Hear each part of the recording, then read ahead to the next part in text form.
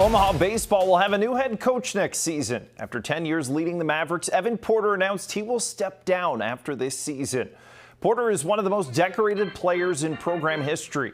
After being drafted by the Phillies in 2009, he returned to UNO, guiding the program to its only NCAA tournament berth as a Division I program.